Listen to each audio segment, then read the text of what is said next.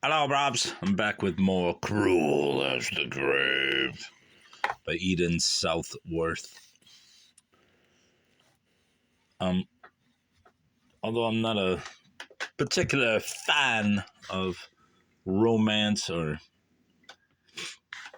female-orientated literature, as we'll call it, literature, I am starting a collection of Eden Southworth's books. I just purchased about, I think, 5 more copies of different books. Another copy of this in a different edition. And I plan to focus on Eden Southworth just because she was one of the most popular writers in America between 1850 and 1900.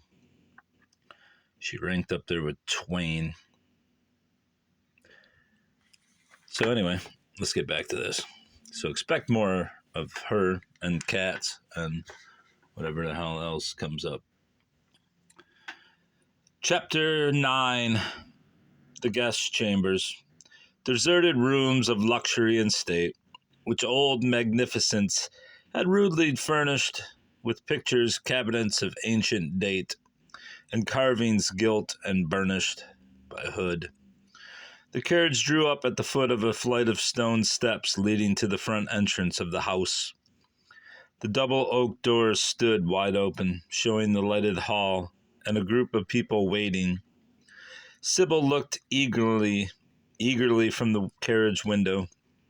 "I do declare," she exclaimed, "if there is not only Miss Tabby, but Miss Libby and Mrs. Winterrose besides. Mrs. Winterrose," she explained, turning to her guests, "is the widow of our late land steward. She is also my foster mother, and the mother of the 2 maiden ladies, Miss Tabby, who is our housekeeper, and Miss Libby, who lives with the widowed parent at home. They have come to welcome us back. Heaven bless them." As Sybil spoke, Mr. Berners dropped down from his perch on the coachman's box and opened the carriage door. He assisted first his wife and then their guests to alight, and then he took the sleeping child from the nurse's arms, while she herself got out. "You know the way, dearest Sybil. Run on before, and I will take charge of our fair friend," said Mr. Berners, as he gave his arm to Mrs. Blondell to lead her up the steps. But Sybil had not waited for his permission. Too eager to meet the dear old friends of her childhood to care for anyone else just then, or even to feel a twinge of jealousy at the words and actions of her husband, she flew past him up the stairs and into the arms of her foster mother, who folded the beautiful, impetuous creature to her bosom, and welcomed her home with heartfelt emotion. Miss Tabby and Miss Libby next took their turns to be embraced and kissed, and then the old servants crowded around to welcome their beloved young mistress.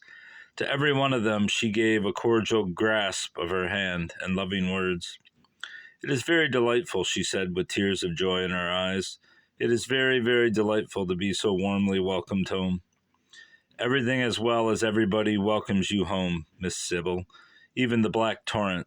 I never heard the cascade sing so loud and merry as it does tonight," said old Abe, or Father Abraham as he was called, for being a full centenarian and the oldest Negro by 20 years of any on the estate.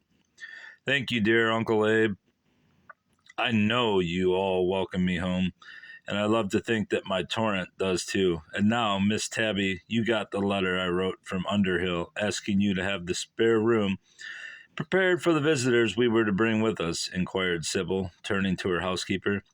"Yes, ma'am, and your orders is obeyed, and the rooms is all ready, as well as yourn, and Mr. Berners, even to the kindling of the fires, which has been burning in the chimneys to air them rooms all the blessed day," answered Miss Tabby. "That is right, and I thank you. And now here comes our visitor," said Sybil, as her guest approached leaning on her husband's arm. They had certainly lingered a little on the way, but Sybil was too happy to notice that circumstance now. The jealous wife was for the time subdued within her, and all the hospitable hostess was in the ascendant. "You are welcome to Blackhall, my dear Mrs. Blondell," she said, advancing to receive her guest. "And now, will you walk into our sitting parlor and rest a while before taking off your wraps? Or shall I show you all at once to your rooms, which are quite ready for you?" "At once to my rooms, if you please, Mrs. Berners, for you see my poor little Cromarty is already fast asleep." "Come then, you will not have far to go. It is on this floor," said Sybil with a smile, as she led the way down the wide hall past the great staircase, and then turned to the right and went down a long passage until she came to a door, which she opened. "Here is your bedchamber," said Sybil, inviting her guest to enter a large and richly furnished room. "And beyond this, and connected with it, is another and a smaller apartment, which is properly the dressing room, but which I have had fitted up as a nursery for your child and his nurse." "Many thanks," replied Rosa Blondell, as she followed her hostess into the room, and glanced around with the natural curiosity we all feel in entering a strange place. The room was very spacious and had many doors and windows. Its furniture was all green, which would have seemed rather gloomy, but for the bright wood fire on the hearth that lighted up all the scene with cheerfulness. Sybil drew an easy chair to the chimney corner and invited her guest to sit down, but Rosa was too curious about her surroundings to yield herself immediately to rest. "What an interesting old place," she said, walking about the chamber and examining everything.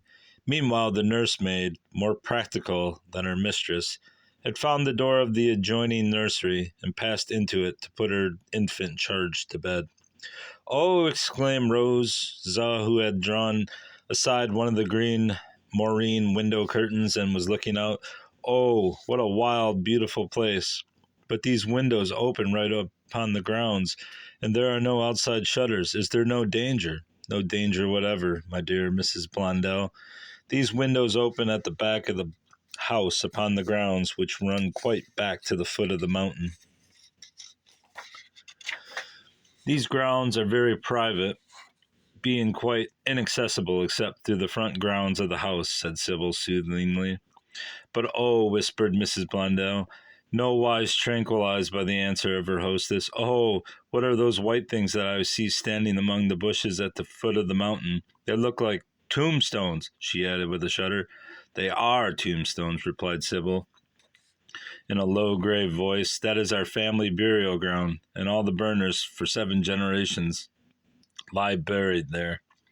"Oh, good gracious," gasped Rosa Blondell, dropping the curtain and turning away. "Don't be alarmed," smiled Sybil. "The place is much farther off than it seems. And now, my dear Miss Blondell, let me make you acquainted with the bearings of this green bedroom, and then you will like it better. You see it is in the right wing of the house, and that accounts for it having windows on 3 sides, back, front, and end, and doors that connect with the house and doors that lead to the grounds. This door," she said, opening one of the left-hand side of the fireplace, "this door leads up this little narrow staircase directly into my chamber, which is immediately above this, as my dressing room is immediately above your nursery. So, my dear, if you should feel nervous or alarmed, all you have to do is to open this little door and run up these stairs and knock loudly at the upper door, which is near the head of my bed. I shall hear you and fly to your assistance." "Yes," laughed Rosa, but suppose some robber were to get into these windows and be right upon me before I could run, what should I do then?" "Call for assistance, and Mr. Berners and myself will run down to your rescue. But in order to make that practicable, you must always leave that lower stair door unfastened, and you may do it with perfect safety, as it leads nowhere but into my bedroom." "I will remember always to leave it unfastened," replied Rosa. "It says Rose, but I'm going with Rosa. But, my dear, I assure you, there is not the least shadow of a shade of danger. Our faithful Negroes are all around us on the outside, and our faithful dumb guardians sleep on the mats in the large hall and the smaller passages. I'm guessing she's talking about the dogs. I thought she was talking about centurions. However, if you still feel nervous, I will have one of the maids sleep in your room, and one of the men sleep in the passage outside, said Sybil. Oh, no, not for the world would I disturb the arrangements of the family. I am not at all nervous, none, said Rosa Blondell.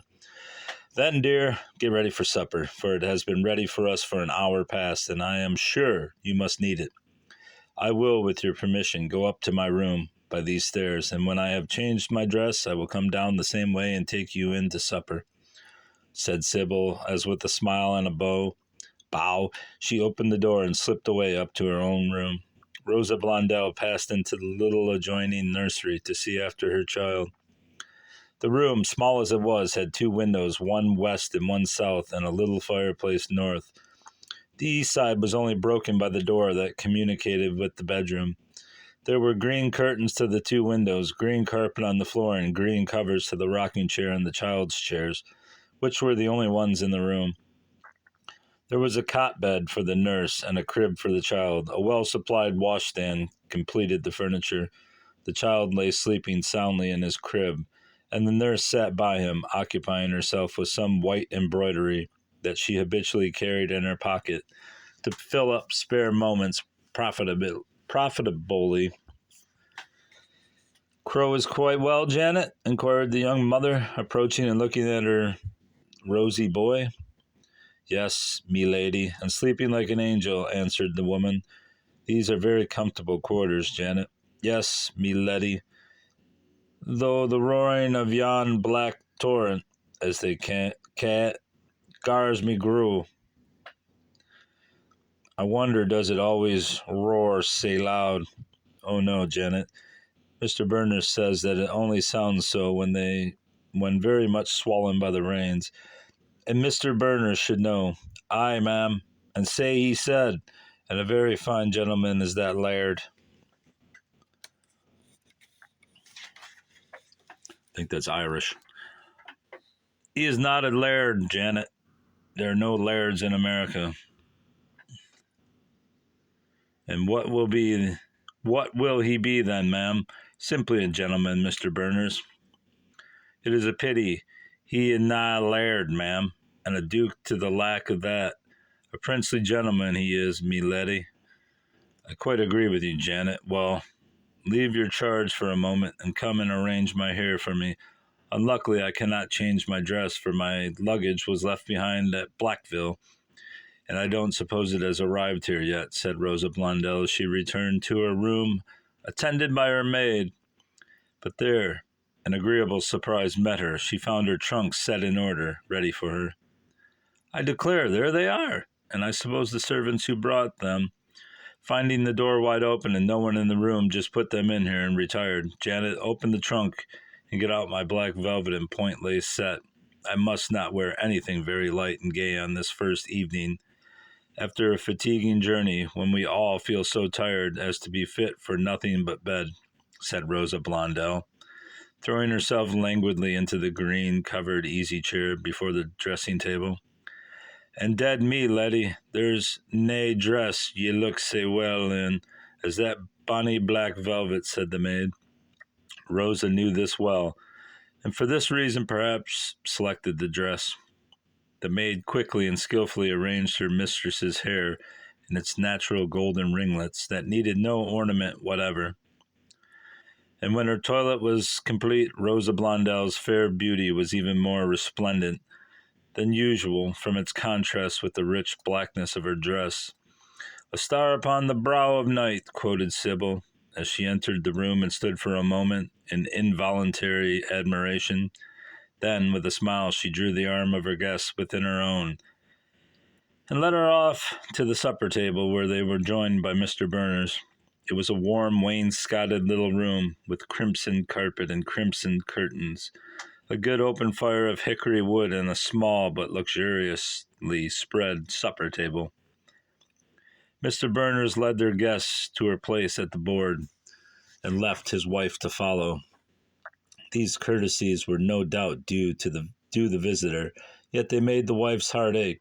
She hated to miss the attentions her husband had always hitherto bestowed on her alone, and she hated more to see them lavished on another, and that other a beautiful, fascinating, and, as she half suspected, most dangerous woman. It was in vain, she said to herself, that these attentions were no more than any gentleman should show to the invited visitor of his wife. She could not argue away her heartache. She could not endure to see her husband touch the beauty's hand. It drove her almost out of her self-possession to see their eyes meet in that provoking mutual smile. Oh, how she repented ever having invited this fatal beauty to her house. And yet she pitied the friendless stranger too, and she struggled bravely against these feelings of jealousy and hatred that were creeping into her heart. And, in fact, from this time the whole inner life of Sybil Berners became one hard struggle between her passions and her reason. And this struggle soon manifested itself in a series of inconsistencies of conduct that were perfectly incomprehensible to both Lyon Berners and Rosa Blondell. For instance, on this first night at home, while they sat at the supper table, Sybil was silent, abstracted, and depressed. Her companions mentally ascribed her condition to fatigue, but Sybil then scarcely knew what fatigue meant. After supper, she aroused herself by an effort, and offered to attend Mrs. Blondell back again to that lady's chamber, and when they got there, even lingered a little while, and very kindly repeated her request that if Rosa should be frightened in the night, she should run up the communicating stairs and rap at Sybil's bedroom door for assistance. And then Sybil bade her visitor good night and vanished up the stairs. The travelers were all very tired, and so, notwithstanding Rosa's fears and Sybil's jealousy, they were all soon fast asleep. That's the end of chapter 9, bravs. Until next time, goodbye.